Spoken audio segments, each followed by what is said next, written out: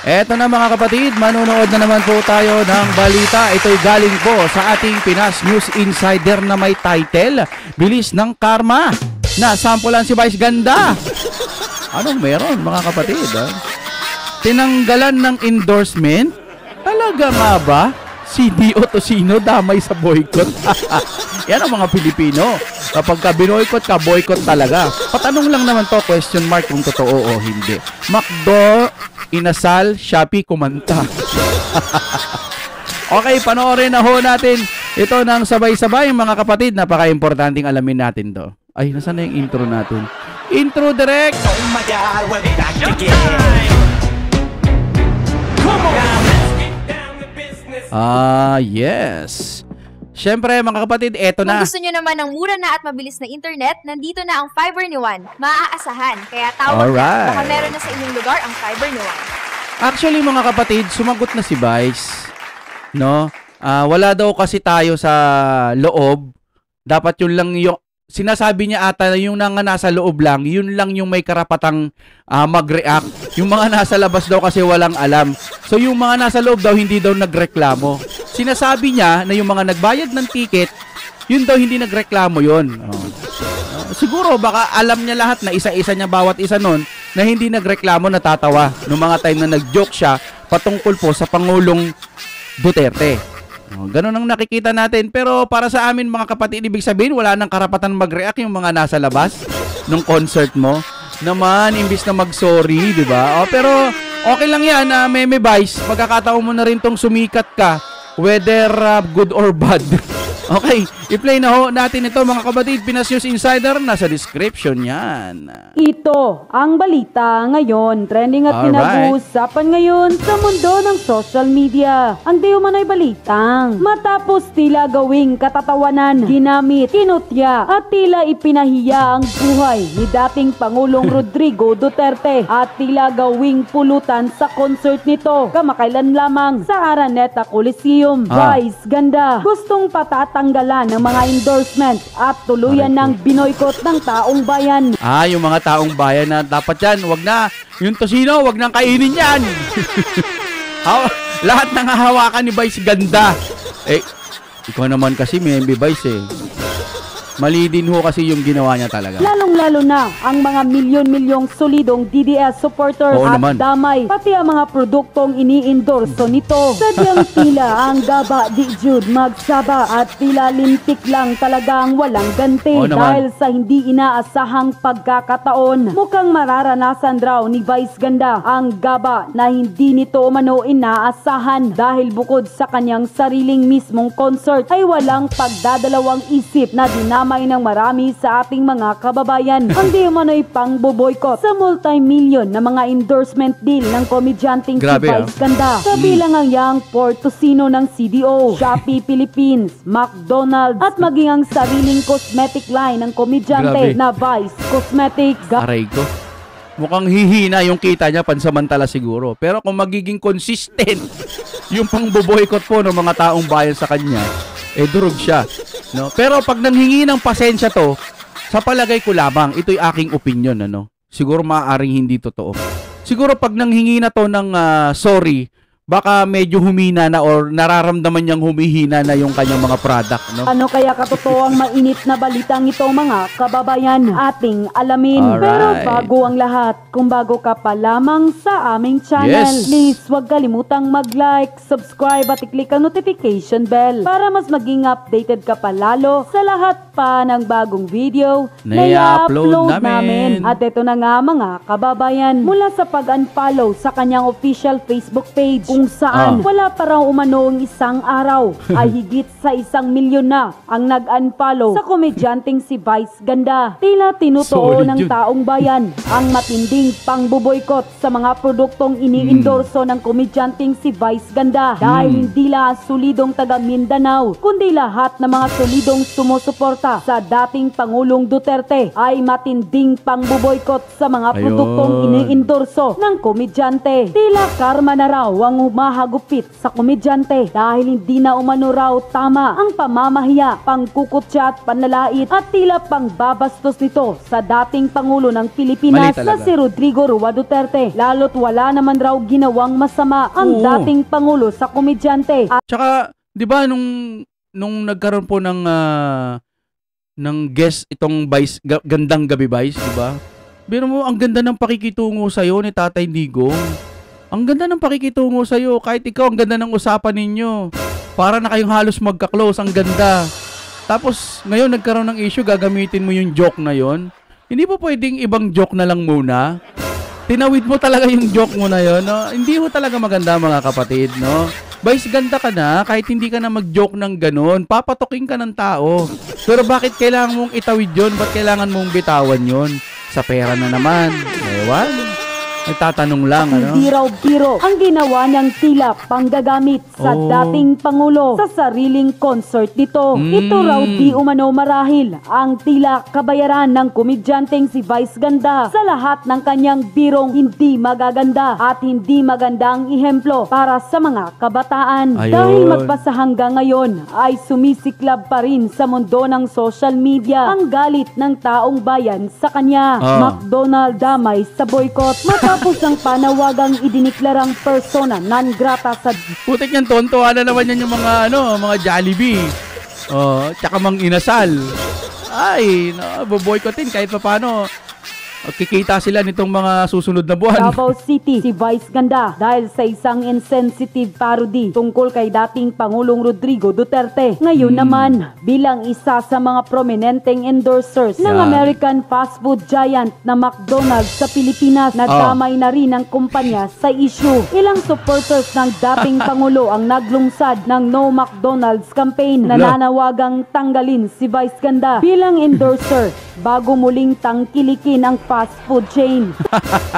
Biruin mo, no? Ito example lang naman. Halimbawa, Visayas tsaka Mindanao. Halimbawa, yung Visayas, Mindanao, solid Duterte.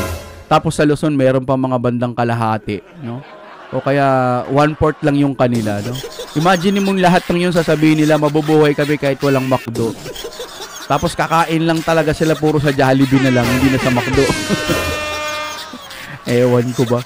Alam mo kasi, Meme Vice, sa aking palagay lang, no, hindi kasi talaga maganda yung ginawa mo, mamen.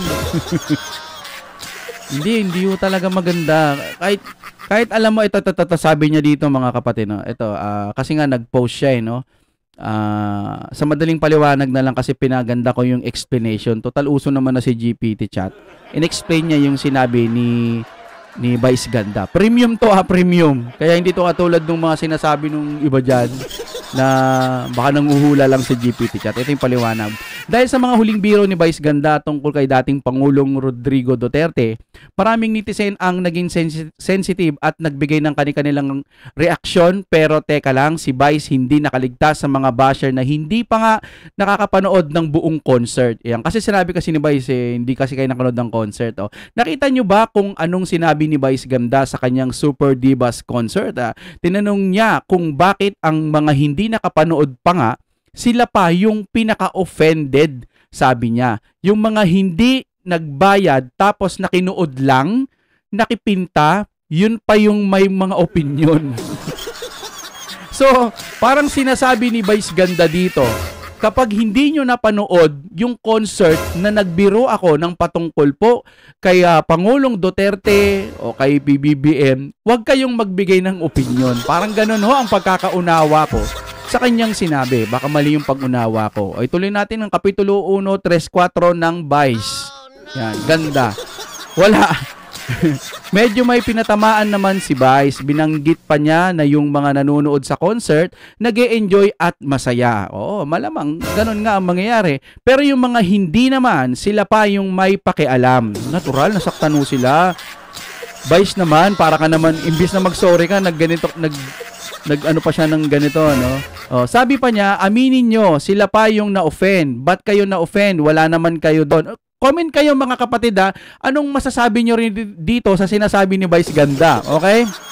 Ito yung paliwanag ni GPT chat na galing doon mismo sa post ni Vice Ganda daw di umano. Aminin nyo, sila pa yung offended. Ba't kayo na-offend? Wala naman kayo doon. Hindi naman para sa inyo yon. Hindi naman kayo nagbayad.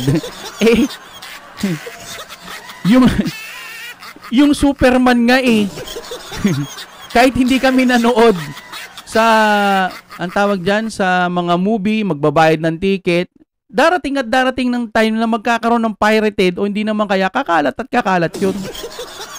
Kakalat yun.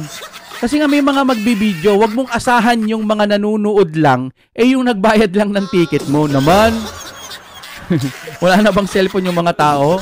Naman, no? Ewan ko ba, mayaman tayo, matalino tayo, tapos yung mga paliwanag mo rito, balo-baluktot. Wag naman pong ganon. Sa bagay, sarili mo sigurong opinion yan. Ito, opinion lang din namin. Ito, patuloy natin sa 2.4 ng Vice.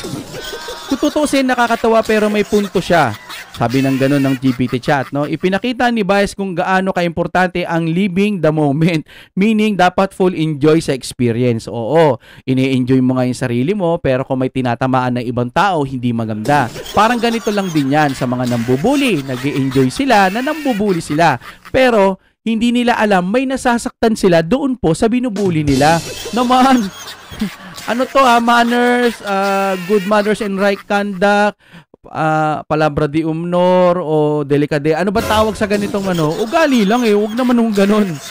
Ang pangit po yan mga kapatid. Ito na nag-opinion na po si GPT chat. Ayan. Premium account po ito mga kapatid, sharing account, okay? Naintindihan ko ang punto mo. Sabi niya ng ganun sa akin. Hindi ko sinasabi na hindi dapat magpatawa si Vice Ganda, pero may mga pagkakataon na mga biro ay sobra na. Lalo na kung may kinalaman sa mga tao o responsibilidad na may personalidad na may malalim na kasaysayan sa bansa. Hindi lahat ng joke ay para sa audience. At yun nga, kahit nasa loob ng concert, may responsibilidad din siya sa mga sinasabi niyang biro. Ayan, di ba? Matalino to Kahit hindi pa natin naririnig ng buo ang lahat ng sinasabi, malinaw na ang mga pahayag na may kinalaman kay dating Pangulong Duterte at lalo na sa mga supporters niya ay talagang nakakabastos. Biro man o hindi, may mga linyang hindi dapat itinawid at sa tingin ko ang joke na tulad ng FPRRD ay hindi nakakatuwa para sa mga taong tumatangkilik at sumusuporta sa kanya. Ito yung jet ski. Tama ka. Hindi lang ang mga tao nasa loob ng concert ang dapat inisip. Yung mga fans at supporters ni Duterte, pati na rin ang mga may respeto sa mga nakaraan ng ating bansa. Di ba nangyari na rin to kay naalala nyo kay Jessica Soho? Marami pa siyang mga ginanito Pero ang pinakamasakit nun, pag siya ang ginanon mo, offend siya. Talagang sobra pa kung gumanti. Di ba? Wala kailangan lagi siya ang bida. No, pang ilang beses niya na po ito. Pero hindi nadadala. Siguro dito ngayon sinasabi kahit gaano ka katalino, pero kapag pera na ang usapan, pera to 'di ba? Bibitawan ko, itatawid ko to. Yun po ang ibig sabihin para sa akin noon. Kusino ni Vice damay sa boycott. Lumalawak ang panawagan ng boycott laban kay Vice Ganda matapos madamay ang mga kumpanyang ini-endorso niya. Sa developing news target ngayon ng ilang netizen at supporters ni dating Pangulong Rodrigo Duterte ang CDO Young Portosino kasabay ng naunang panawagan ng #NoMcDonald's campaign. Nagsimula ang issue matapos ang kontrobersyal na biro ni Vice Ganda tungkol kay dating Pangulong Duterte na nagbunsod ng panawagang ideklarang persona non grata sa Davao City. Bilang prominenteng endorser ng parehong McDonald's at CDO Young Portosino, naniniwala ang mga kritiko na dapat iwasan ang dalawang brand hanggang siya ay matanggal bilang endorser. Mabilis kumalat sa social media ang mga hashtag at post na humihikayat ng boycott na ngayon ay parehong hamon para sa McDonald's Philippines at CDO. Vice si Ganda, 2 araw ng absence sa It's Showtime matapos ang kanilang concert ni Regine. Ayon sa netizens, baka raw kaya hindi ito pumapasok dahil nagkataon lang ba? 2 araw umabsent? No? After nung tapos 2 araw hindi umabsent. Baka nagkataon lang. Pero imposible. Alam mo kasi kapag kadamdamin na yung nasasaktan sa'yo, di mo na kayang bayaran Nasasaktan ang damdamin ko, penging pera pang pagamot ng damdamin. Walang ganon, no? Meron talagang hindi nababayaran. Ewan natin, mali mo, nagpahinga lang siya kasi concert, di ba? sa kanyang biro sa kanilang concert. Yan, deserve yan sa'yo, Vice Ganda. Sana matuluyan ka na lang itanggal sa showtime. Anong masasabi mo? Deserve. Mga talunan, curious na curious lang ako. Ayan na. Bakit di nyo magawang maging masaya?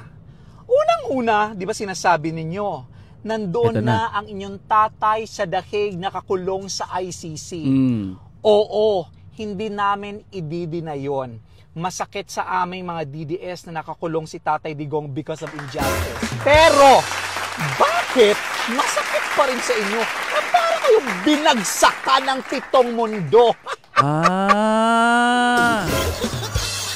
Ibig sabihin, mga kapatid, kahit na nandoon na si Tatay Digong, masakit pa rin sa pakiramdam nila na kahit siraan na siraan namin itong Duterte na to, bakit mahal pa rin to ng tao? Akin lang, sarili lang opinion. Bakit ganun? Kahit si BP Sara, binanatan na nila ng binanatan. Pero sa rating, no match pa rin sila. Kahit naglabas na sila yung mga... Para sa akin lang naman, no? Para sa akin, hindi ako naniniwalang yung okta-okta na sinasabi nila. Si Romualdez, saka si PBBM, tumaas yung rating. Kailangan ba ng gobyerno yon? Kailangan makita ng gobyerno talaga na yung ratings ninyo? Uunahin nyo talaga yung ratings? Bago yung tulong... Eto nga yung sinasabi ko ng mga kauupo lang, yung mga iba, kauupo nyo lang, wala kayong ibang dinakdak kundi Duterte na naman. Itutuloy ang impeachment, Duterte na naman. Naman kayo, taragis kayo, kauupo nyo lang, Duterte pa rin, di ba? Alam nyo kung ba't natin inuulit-ulit to? Kasi inuulit-ulit nila, wala na silang inaatupag eh. Kailangan tong gisingin din yung mga ibang kababayan natin na oo nga no. Bakit ganun? Bakit Duterte pa rin? Bakit... Kauupo lang ng mga yan ha. Bakit impeachment? Sama na sa impeachment. Diba? Ayan. Akala nyo siguro lalakas kayo kapag ka-impeachment ang pinag-uusapan nyo. Pero ang totoo, nadidismaya ang mga tao. At sa aking palagay, hindi po deserve manalo ni Bam Aquino, ni Lakiko, etc. yung mga dilawan na sila ang maupo dyan. Kasi wala silang aatupagin. Anak ng teting, impeachment pa rin. Kailangan natin ng mga matatalinong tao dyan po sa Senado. Kasi nga, eto nga ang katotohanan na hindi nyo mababago. Tinalo kayong lahat Aray ko, sakit ni na. VP Sara! Ano yung sakit? Pero mo dami-dami nila. Samantalang yung magkalaban yun ha, yung Dilaw tsaka si PBBM, magkalaban yun. Pero nagsipsipan sila para lang pabagsakin ng Duterte. Ano kung teting yan? Nag-join force pa silang lahat. Duterte! Ray, Yan sakit. ang katotohanan na napakasakit sa inyo. Kasi nga 'di ba, VP Sara will be the next president of the Philippines in 2028. Kaya nga pag na-survive to ng Duterte, itong mga buaya may kalalagyan. Ha? At hindi na yan mababago. Dahil dyan, sakit na sakit kayo. Kaya next time, before kayo lumaban, magpakatatag kayo. Tuturuan ko kayo kung anong sikreto. Eto lang.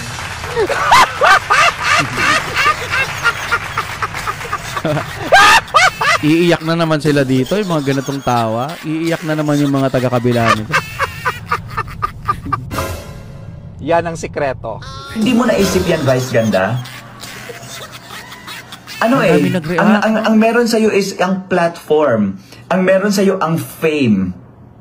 Remove the wig. Remove your wig, remove your makeup, remove your fame. And money. And look at you. Pangit ka. Tsaka ka. Huwag kay tarong iniskwilahan. Tapos you have the audacity to mock a former president.